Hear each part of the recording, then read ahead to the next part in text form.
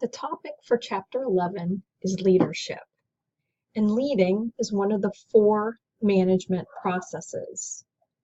Leadership is the process of inspiring others to work hard to accomplish important tasks.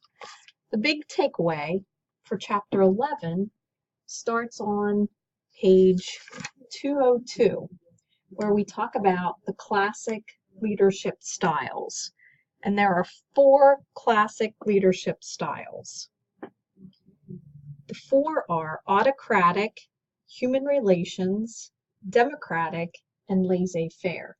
So if you see on page 202, they talk about these 4 types of classic leadership styles. So autocratic leaders usually have a command and control type of leadership style. They focus on authority and obedience, they delegate very little, and they have a very high task concern and a very low people concern type of leadership style. A human relations leader usually embraces people over tasks. They're a very interpersonal, engaging type of leader. They care a lot about others. They're sensitive to feelings and emotions, and they act in a way that builds harmony and good working relationships. They're very low task concern and a high people concern style of leadership.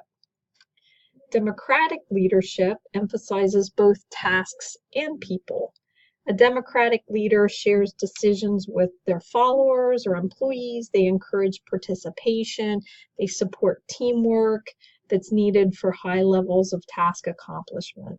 So democratic leaders are usually a high task and a high people style of leadership. And the 4th one is a laissez-faire leadership.